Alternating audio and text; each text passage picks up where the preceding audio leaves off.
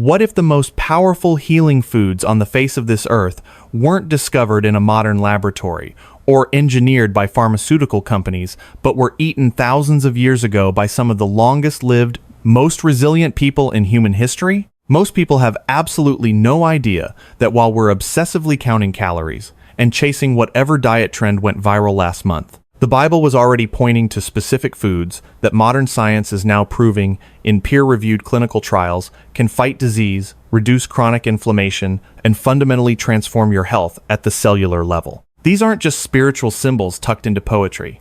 They are full-blown nutritional powerhouses with real, hard science backing them up. And today, I'm going to walk you through 20 of them foods that, once you understand what they actually do inside your body, will completely change the way you eat and the way you heal. For good.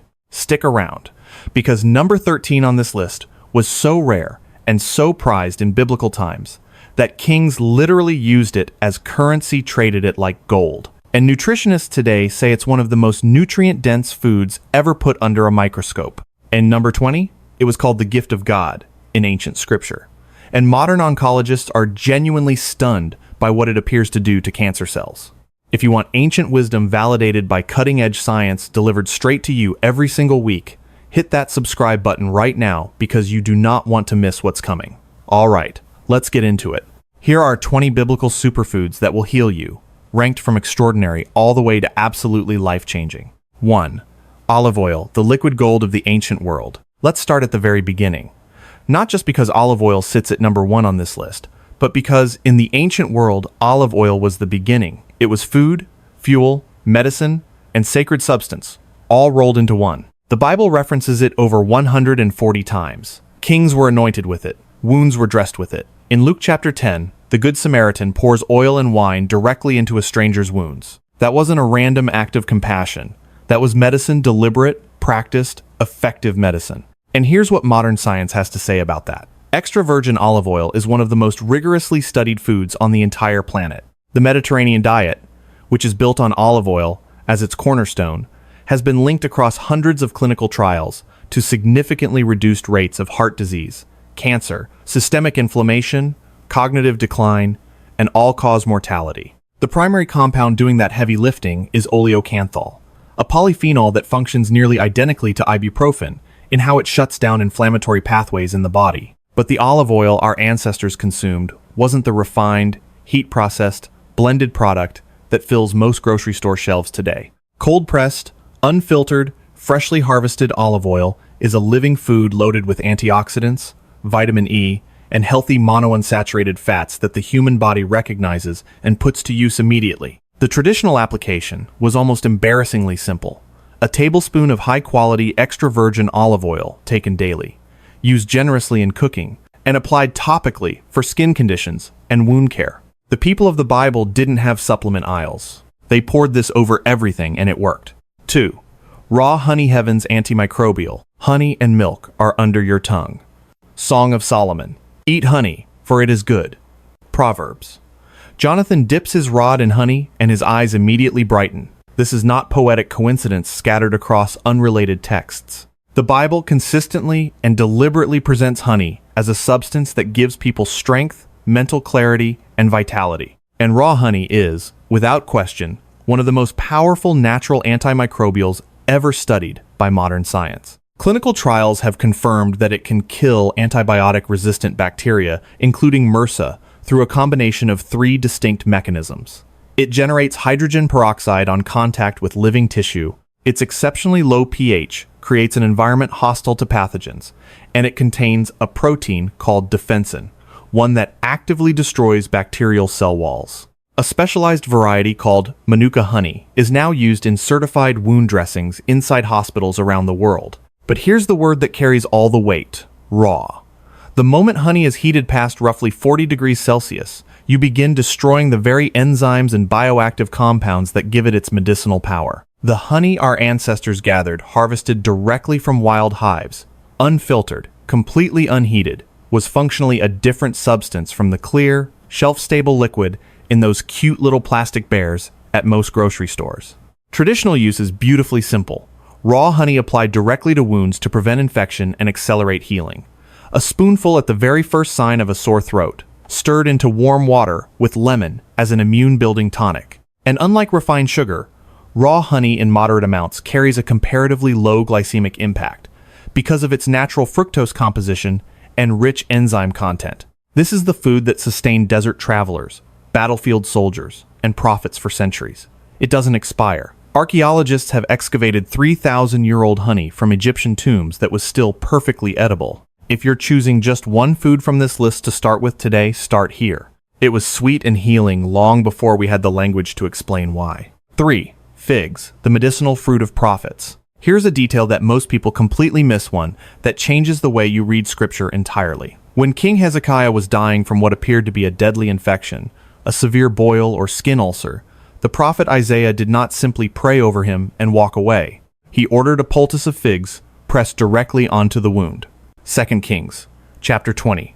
And Hezekiah recovered. Modern science has taken a long time to catch up to Isaiah's prescription, but it's getting there. Figs contain a compound called physin, a proteolytic enzyme that actively breaks down dead tissue and clears the way for new healing. They also contain psoralen and benzaldehyde compounds with documented antimicrobial properties.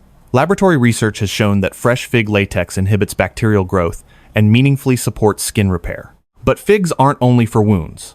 They are extraordinarily rich in soluble fiber, specifically pectin, that feeds the beneficial bacterial communities living in your gut. They carry magnesium, potassium, calcium, and B vitamins in concentrations that make them one of the most mineral-dense fruits available to us. In a world that had no multivitamins, no pill organizers, no supplement companies, figs were the supplement.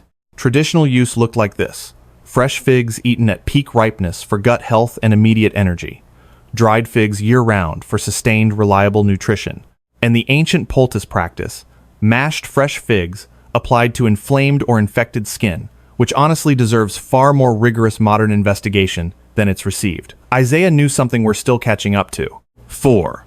Dates, the original energy bar. If you were a soldier marching across the ancient Middle East, a spice trader navigating the Silk Road, or a pilgrim making the long journey to Jerusalem, dates kept you alive. Calorie-dense, naturally shelf-stable for months, rich in fast-acting minerals and sugars, dates are the original survival food. The date palm is mentioned more frequently than any other fruit tree in the entire Bible and the Quran combined. It wasn't celebrated for being beautiful, though it is. It was celebrated because it fed people when nothing else could.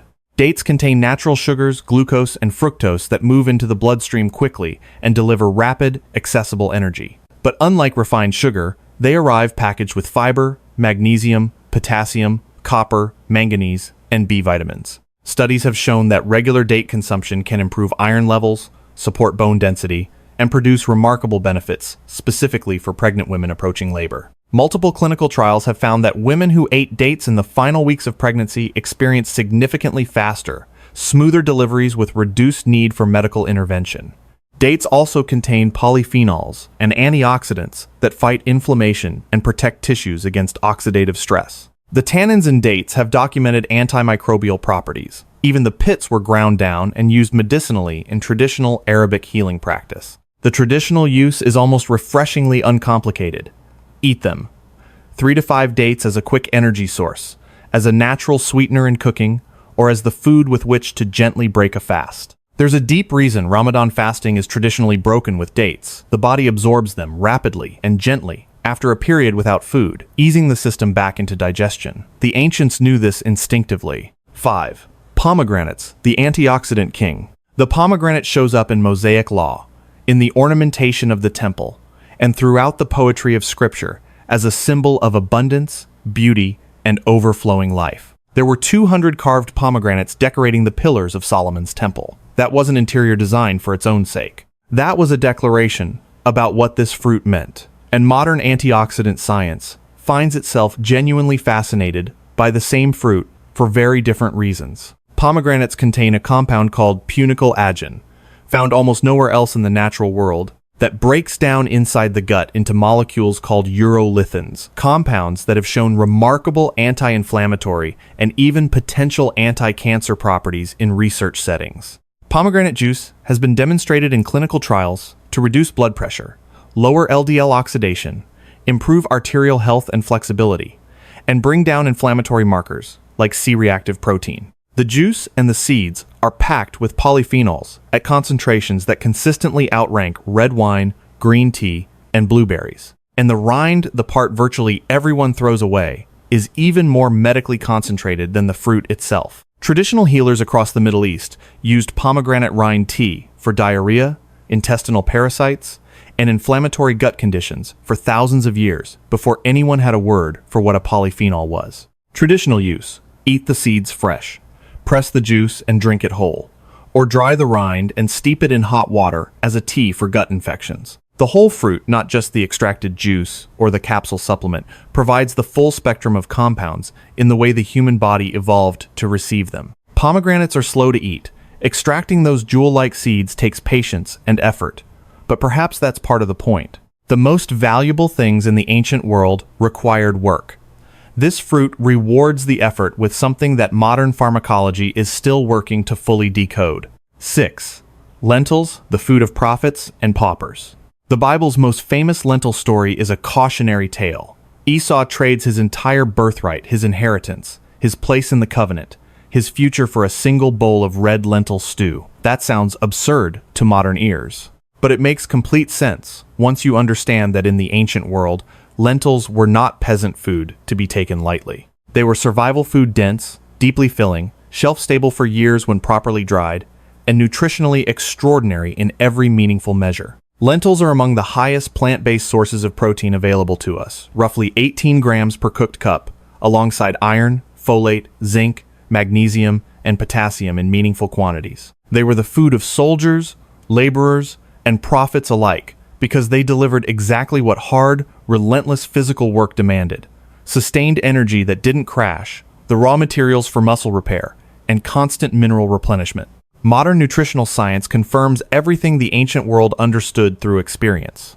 Lentils have a remarkably low glycemic index despite their carbohydrate content, which means they deliver steady, even energy without the sharp blood sugar spikes that leave people exhausted an hour later. Their high fiber content feeds beneficial gut bacteria and actively lowers cholesterol. Studies consistently show that regular legume consumption is one of the strongest dietary predictors of healthy aging across diverse populations. The communities around the world that live the longest, the blue zones, eat large amounts of legumes without exception. Traditional preparation involved soaking, slow cooking with aromatic herbs like cumin and coriander, and finishing with a drizzle of olive oil. This isn't just culinary tradition. Soaking and cooking lentils reduces anti-nutrients like phytic acid that can interfere with mineral absorption, making the nutrition significantly more bioavailable. The ancients had figured out the right technique long before food science gave it a name.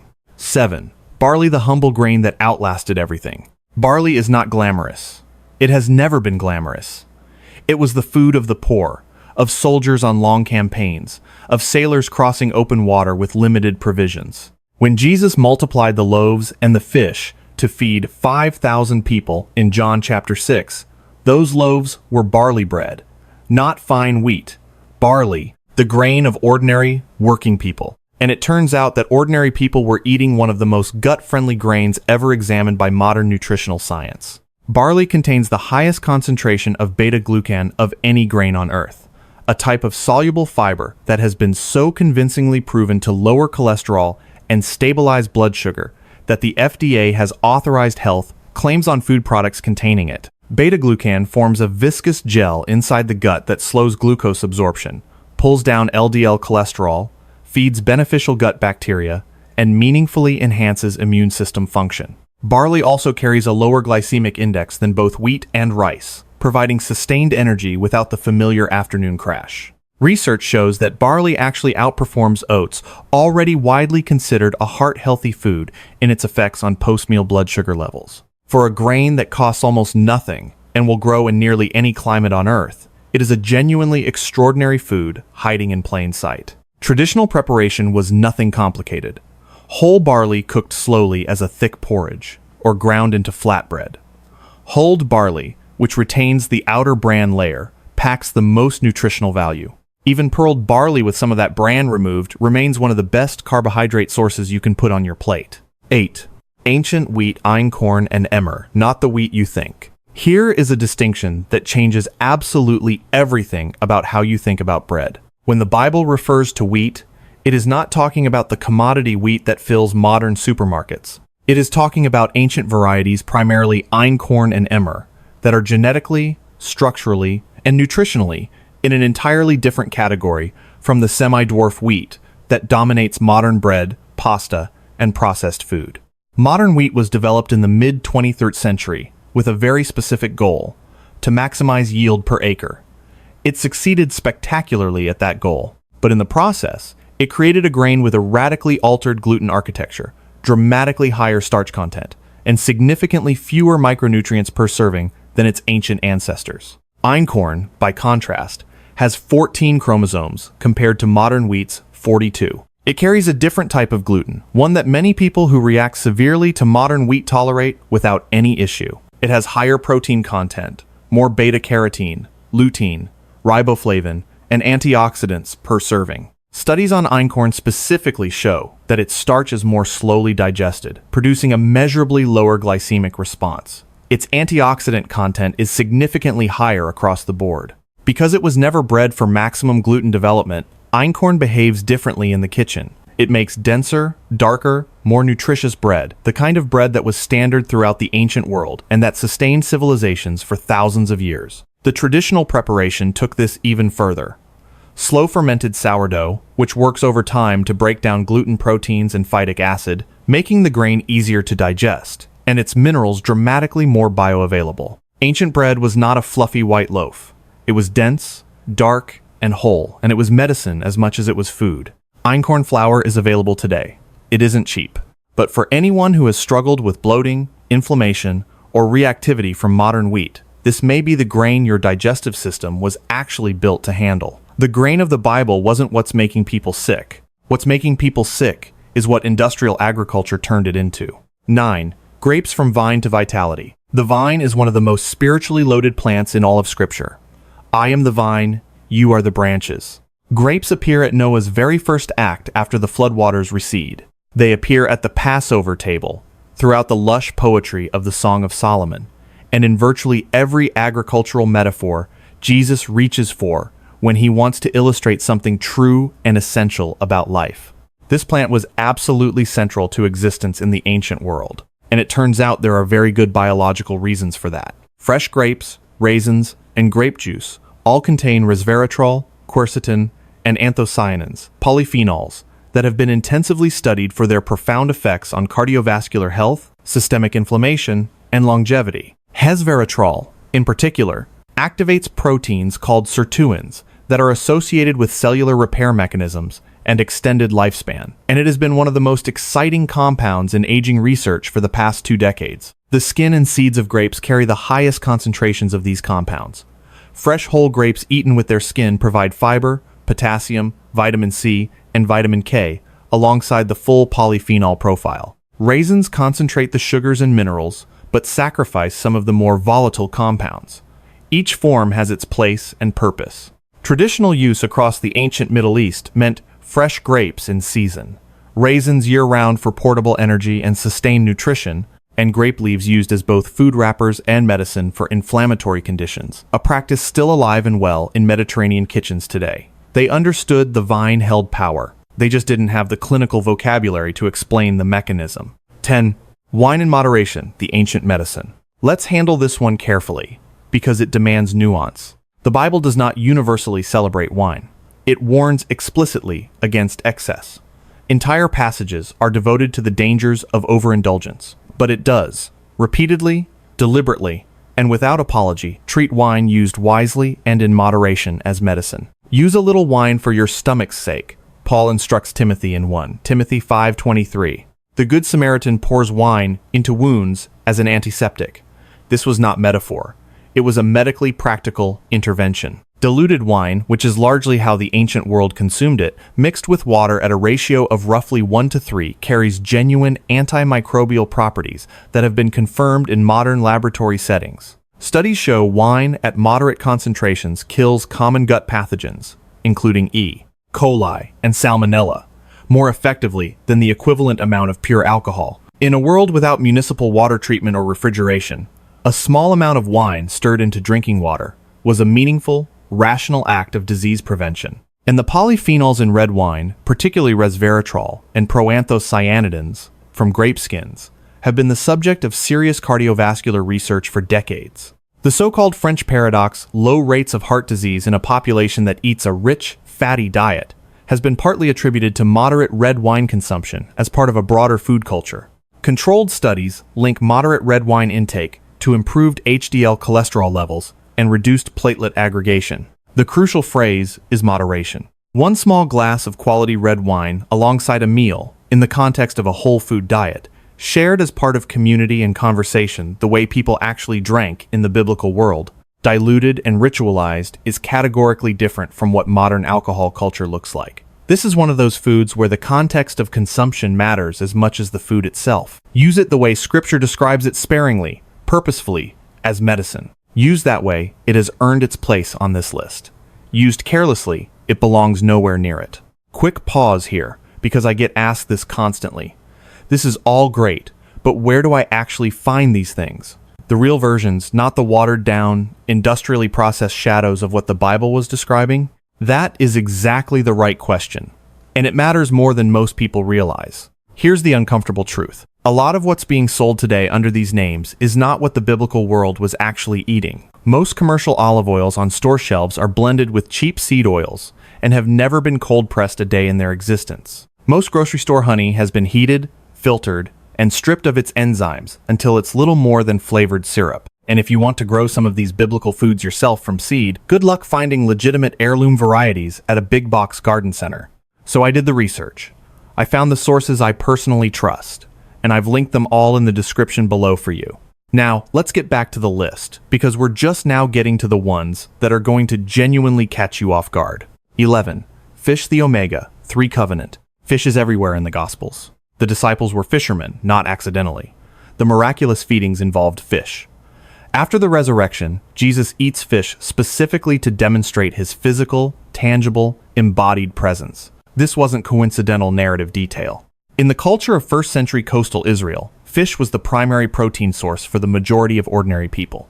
And it turns out, it may have been one of the single most important dietary choices in the history of human civilization. Fatty fish, sardines, anchovies, and tilapia, pulled from the Sea of Galilee, are among the richest sources of omega, 3 fatty acids on the planet, specifically EPA and DHA. These are essential fats.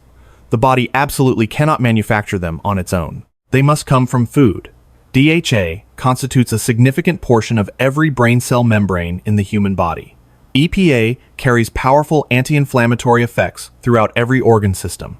The research on omega-3 fatty acids is among the most robust, most replicated science in all of nutritional medicine. Regular fish consumption is consistently associated with dramatically lower rates of cardiovascular disease, depression, cognitive decline, systemic inflammatory conditions, and all-cause mortality. The populations that eat fish most regularly, Mediterranean coastal communities, Japanese fishing villages, reliably and consistently outperform their inland counterparts in virtually every health outcome we can measure. And the fish of the biblical world were eaten whole, simply grilled over charcoal exactly as Jesus prepared them in John chapter 21. No batter, no deep frying, no industrial seed oils obliterating the omega-3 content before it ever reached the plate. The nutrition was preserved because the preparation was honest and simple. Modern health guidelines recommend 2 to 3 servings of fatty fish per week. The people in the Gospels ate it because it was what they had. They happened to have one of the most powerfully health-promoting foods on earth, sitting right in front of them. Sometimes the simplest diets were the wisest ones. 12. Goat's milk, the probiotic of the promised land. The land flowing with milk and honey was not flowing with pasteurized, homogenized, vitamin D fortified industrial cow's milk. It was flowing with the milk of goats, a fundamentally different food that the human gut handles in a fundamentally different way. Goat's milk has smaller fat globules and a different protein architecture than cow's milk. Its primary protein is A2 casein rather than the A1 casein found in most commercial dairy, which many researchers believe is significantly better tolerated by human digestion. The fat particles in goat's milk are naturally self-homogenized. They don't separate and don't require industrial processing to stay stable. And fresh.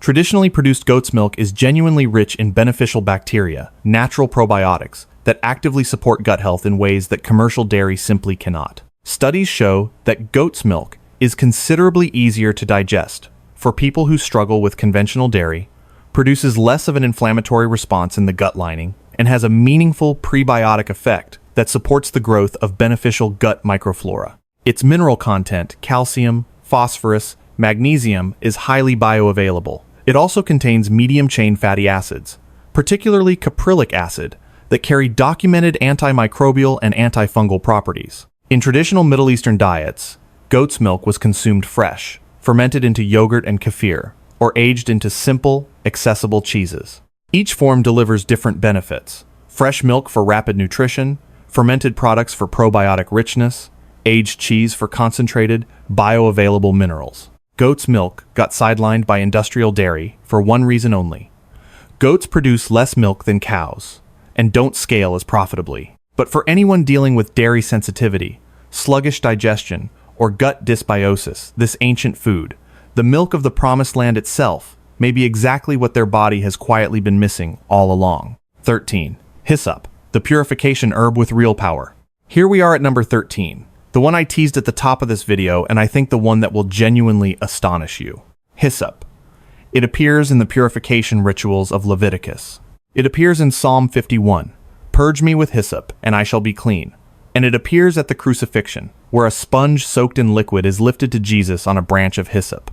For centuries, biblical scholars and commentators treated these references as purely symbolic hyssop, as metaphor for cleansing, for renewal, for spiritual restoration. And then researchers actually started analyzing hyssop. What they found was that the symbolism was built on something chemically, medically real. Hyssop contains carvacrol and thymol, the same antimicrobial compounds found in oregano and thyme, two of the most potent natural antiseptics we know of. Studies have confirmed that hyssop has genuine antibacterial, antiviral, and antifungal properties. It has been shown to inhibit the herpes simplex virus. Its expectorant compounds actively help clear mucus from the lungs and airways, and it carries anti-inflammatory effects that explain its traditional application for respiratory infections, coughs, and wound care. Once you understand this, the purification rituals described in Leviticus suddenly make functional, practical, medical sense. If you were using hyssop to cleanse, to wipe down surfaces, to sprinkle on persons or objects after an outbreak of disease, you were literally applying a broad-spectrum antimicrobial agent. God's instructions, in their specific detail, were practical. They worked. Traditional applications include hyssop tea for respiratory infections, coughs, and bronchitis.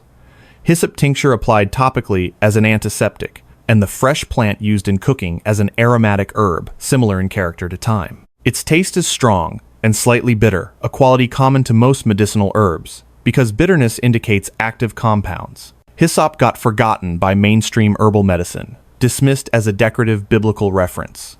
But the science is unambiguous. This small plant was doing real, measurable medical work in the ancient world, and it still can. 14. Cumin, mentioned by Jesus himself.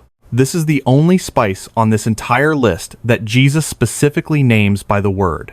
In Matthew 23:23, he rebukes the Pharisees for meticulously tithing even their small herbs, mint, dill, and cumin, while completely neglecting justice, mercy, and faithfulness. The critical fact in that passage is that cumin was being tithed. You tithe things of genuine economic worth. You don't tithe what's commonplace and valueless. Cumin was a commodity of real consequence in the ancient world, and it has been used medically for at least 4,000 years across the Middle East, India, and North Africa, specifically for digestion, blood sugar regulation, and fighting infection. Modern research has methodically confirmed every single one of those traditional uses. Cumin contains a compound called cuminaldehyde that has demonstrated broad antimicrobial activity against a wide range of bacteria and fungi. Studies show that cumin can meaningfully lower fasting blood sugar and improve insulin sensitivity in people with type 2 diabetes. It stimulates bile production and digestive enzyme activity, reducing bloating and dramatically improving nutrient absorption from everything you eat alongside it. And it is a significant source of iron. Just 3 grams of cumin provides roughly 20% of daily iron requirements. Perhaps most intriguing are the preliminary animal studies suggesting cumin may carry anti-cancer properties and memory protective effects. The ancient world used it heavily and intuitively, Modern science is now confirming, mechanism by mechanism, exactly why. Traditional use: ground cumin in cooking, whole toasted cumin seeds added to bread and slow-cooked stews, cumin tea for digestive upset and bloating. This was a daily food and medicine simultaneously in biblical households. The fact that Jesus used it as a teaching example wasn't arbitrary. In the ancient world, even a modest herb garden held genuine, actionable medicine. 15. Coriander, the detox herb, hidden in daily bread. When God provided manna in the wilderness, Scripture describes it this way: it was like coriander seed, white. Whether that's a precise botanical identification or a vivid comparative description doesn't change the essential point. Coriander seed appears in the most miraculous food story in the entire Bible. That is not nothing. Coriander seed, the dried fruit of the cilantro plant, has a rich medicinal history woven through Egyptian, Persian, and Israelite cultures alike. It was found inside Tutankhamun's tomb. It appears in ancient medical texts for digestive complaints, anxious nerves, and inflammatory pain. Modern research has since confirmed layer after layer of what those ancient practitioners observed. Coriander seed has documented anxiolytic effects. Animal studies have shown it reduces anxiety, comparably to pharmaceutical diazepam in certain experimental models. It contains anti-inflammatory compounds, including linalool and multiple flavonoids. It shows genuine antimicrobial activity. And one of its most fascinating modern applications is in heavy metal detoxification. Preliminary research suggests that both cilantro and coriander can help mobilize mercury and other heavy metals from body tissues, a finding that's generating serious scientific interest. Its digestive benefits are well established and well documented. Coriander seed tea has been used for centuries for gas, bloating, and intestinal cramps, and modern studies confirm it reduces intestinal spasms and has clear carminative effects. Traditional use: ground coriander in bread, stews, and spice blends. Coriander tea for digestive distress. Fresh cilantro leaves used generously in cooking as both flavor and functional medicine. It was everywhere in biblical cuisine for the same reason it's everywhere in traditional kitchens. From Morocco to India, today it made food taste extraordinary and made people feel better after eating. Simple, effective, ancient wisdom. 16. Garlic, the food the Israelites mourned. This is one of the most emotionally raw, unfiltered food references in all of Scripture. The Israelites are wandering through the wilderness, surviving on manna, the miraculous provision of God, and they reach a breaking point. They break down and weep, and among the specific things they list in their grief, garlic is there by name. Numbers 11:5. We remember the fish we ate in Egypt for nothing, the cucumbers, the melons, the leeks, the onions, and the garlic. They missed garlic so profoundly and so acutely that it brought them to tears. Once you understand what garlic actually does in the human body, their grief makes complete, rational, scientific sense. Garlic is one of the most comprehensively researched foods in all of nutritional medicine. Allicin, the compound created the moment garlic is crushed or chopped, when two previously separate molecules collide, is a broad-spectrum antimicrobial active against bacteria, viruses, fungi, and parasites. Clinical trials have demonstrated that regular garlic consumption reduces both the frequency and severity of colds and influenza. Multiple independent studies show it lowers blood pressure and LDL cholesterol. It reduces platelet aggregation, reducing the risk of dangerous clotting. It has documented liver protective effects. Raw, freshly crushed garlic is the most potent form. Allicin is volatile and begins degrading with heat, which is why cooked garlic, while still beneficial, delivers less of its peak medicinal power. Traditional medicine across the Middle East and Mediterranean used garlic in every conceivable form: raw in dressings and preserves, slow cooked in stews and soups, infused into oils, and in some traditions, even inserted directly into the ear canal for ear infections.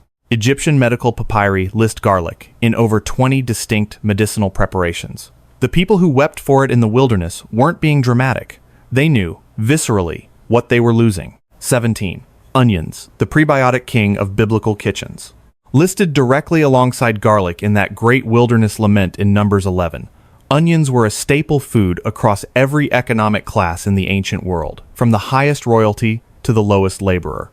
Egyptian workers who built the pyramids were partially paid in onions and garlic. Pharaohs were buried with them, considered essential provisions for the afterlife. And modern science tells us exactly why they were so valued across so many millennia and so many cultures. Onions are one of the richest dietary sources of quercetin, a polyphenol with powerful anti-inflammatory, antihistamine, and antioxidant properties. Clinical trials have shown quercetin reduces blood pressure, inhibits inflammatory signaling pathways throughout the body, and may meaningfully reduce allergy symptoms.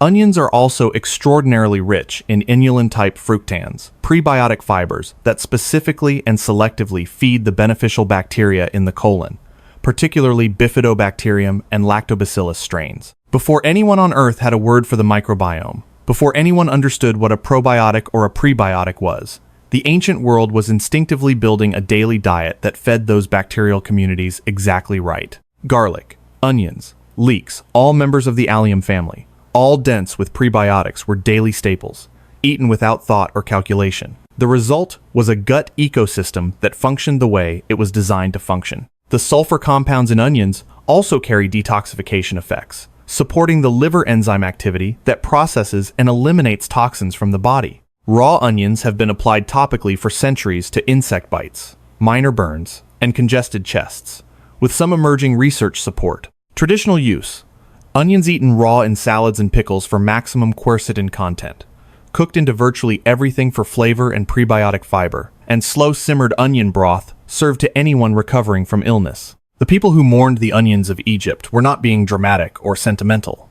They understood, bone deep, exactly what they were losing, and they were right. 18. Almonds, the symbol that fed the body. When God instructs Moses on the precise design of the tabernacle's lampstand, the menorah, he specifies that the cups be shaped like almond blossoms.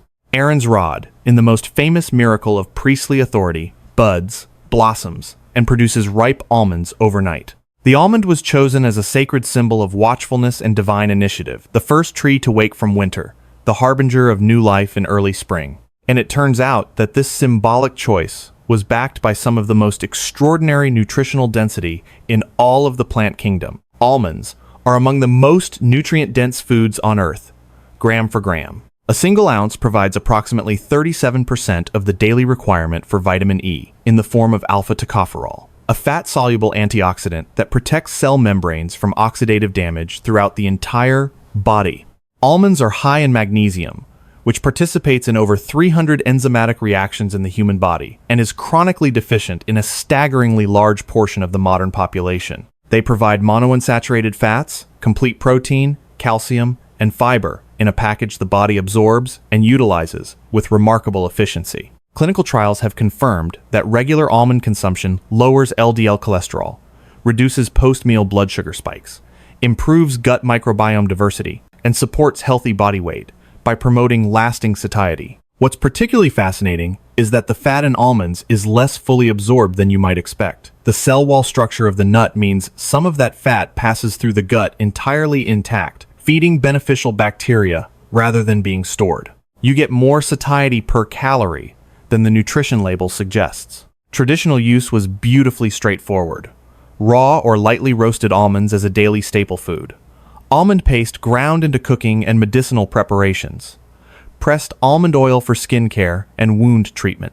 The ancient world had stumbled onto a near-perfect food and thought it so sacred and beautiful that they built the architecture of divine worship around its flower. 19. Pistachios, the nut of patriarchs. When Jacob sends his sons to Egypt during the devastating famine to plead for grain from an Egyptian official they don't yet recognize as their long-lost brother Joseph, he instructs them to bring gifts impressive enough to open doors at the highest level of power. And pistachios make that curated gift list. Genesis 43:11. Think about what that tells you. If the patriarch Jacob considered pistachios a suitable diplomatic gift for an Egyptian ruler in a time of crisis, understand the statement that makes about their value. These were not cheap, everyday snack food. They were a luxury item, a treasure, a demonstration of abundance and generosity. And modern nutritional science confirms they were absolutely worth treasuring. Pistachios are uniquely high in lutein and zeaxanthin carotenoids, closely associated with eye health and long-term protection against macular degeneration. They contain more potassium than most other nuts, meaningfully supporting blood pressure regulation. They carry a higher ratio of essential amino acids for a plant food than almost any other nut, making them an excellent complementary protein source for plant-forward diets. What makes pistachios especially compelling from a research perspective is their prebiotic fiber content. Studies have shown that regular pistachio consumption significantly increases populations of beneficial gut bacteria, particularly bifidobacterium, more dramatically than most other nuts that have been tested. They also contain resveratrol and other polyphenols that support cardiovascular health at multiple levels. Clinical research specifically on pistachios has documented improvements in blood sugar control, lipid profiles, and inflammatory markers. Their relatively low caloric absorption, again due to cell wall structure, means they deliver more satiety per calorie than their label implies. Jacob understood value. He included pistachios among his finest gifts, not just for their flavor, but for what they represented: the abundance, the nourishment, and the generosity of a land capable of producing such things. We would do well to treat them with the same respect. 20. Locust beans carob, the wilderness survival food. And here we are at number 20. The one I saved for last because it may carry the most extraordinary story on this entire list. Now, John himself had clothing of camel's hair and a leather belt around his waist. And his food was locusts and wild honey. Matthew 3-4. For centuries, biblical translators and commentators have debated exactly what locusts means in this passage. Many scholars, particularly those with deep familiarity with the actual landscape of the Judean wilderness, argue compellingly that this does not refer to insects at all, but to the pods of the carob tree, Ceratonia siliqua, known throughout the ancient Middle East as locust beans, or, in later tradition, as street John's bread. The carob tree grows wild and abundantly throughout the exact region where John the Baptist ministered. Its sweet, bean-like pods have sustained desert travelers and wilderness prophets for thousands of years. And combined with wild honey, you have a complete survival diet of remarkable nutritional power, one that may have sustained a prophet through years of wilderness living not just adequately, but exceptionally. Carob pods contain roughly 50% natural sugars, primarily sucrose, glucose, and fructose, providing accessible, immediate energy. But unlike refined sugar, those sugars arrive packaged with extraordinary dietary fiber content up to 40% by dry weight. This fiber is predominantly insoluble, making carob a powerful gut regulator that has been used traditionally for both diarrhea and constipation, a dual function that speaks to how it works, restoring normal digestive rhythm rather than simply forcing one direction. Carob also provides calcium, iron, potassium, and magnesium in meaningful quantities. It is naturally gluten-free. It contains no caffeine, no oxalates, making it a safe chocolate substitute for kidney stone sufferers who must avoid cocoa, and no theobromine. The complete absence of these common irritants makes carob remarkably gentle and broadly tolerable. But what makes carob truly extraordinary as a survival food is this: it contains compounds called condensed tannins, or proanthocyanidins, with documented antimicrobial and antidiarrheal effects. Studies have shown carob powder to be effective against rotavirus and other gut pathogens in children. It was actually used in European hospitals as a standard treatment for childhood diarrhea before pharmaceutical alternatives became the norm. The tannins in carob also bind to proteins and slow overall digestion, moderating glucose absorption, and providing the kind of sustained, slow-burning energy that could sustain a prophet in the wilderness for years without collapse. Traditional use: carob pods eaten raw as a sweet, chewy food. Carob flour ground into bread and porridge. Carob syrup used as both a sweetener and a traditional medicine for respiratory conditions. And here's the connection that ties this entire list together in one final, luminous image. Carob eaten alongside wild honey provides everything the biblical wilderness diet required: natural sugars for immediate energy, fiber for gut health and regulation, minerals for endurance and bone strength, and antimicrobial compounds for protection against the infections that kill people living without shelter in remote landscapes. If John the Baptist was truly living on carob and honey, and there is serious scholarly reason to believe he wasn't suffering. He wasn't enduring some grim, penitential existence. He was thriving. He was eating two of the most medically powerful foods the ancient world had to offer. While everyone else in the surrounding civilization ate elaborate, multi-course meals and grew weaker, he was fueling his body and his mission on foods that modern science would recognize as genuinely elite nutrition. Sometimes the wilderness diet is the wise diet. Sometimes the food that gets forgotten, dismissed, or overlooked is precisely the food that deserves to be remembered the most. The closing truth: 20 foods. Thousands of years of deliberate, accumulated, hard-won use. Centuries of wisdom that we nearly threw away wholesale in our rush to replace everything natural with something manufactured, everything whole with something processed, everything ancient with something new. Here's what I want you to carry away from everything we've covered today. The people who wrote and lived these ancient texts were not primitive. They were observant. They paid deep, careful, lifelong attention to what healed them and what sustained them through drought and famine and war and plague. And they built their culture, their rituals, their agriculture, and even their theology around those observations. And now, modern science, with its randomized clinical trials, its double-blind placebo-controlled studies, its advanced biochemical analysis, keeps arriving at the very same conclusions, again and again. Olive oil reduces inflammation. Honey kills bacteria. Barley lowers cholesterol. Garlic fights infection. Almonds protect the heart. The ancient texts were right. They simply didn't explain the biochemical mechanism because the mechanism wasn't the point. The food was the point.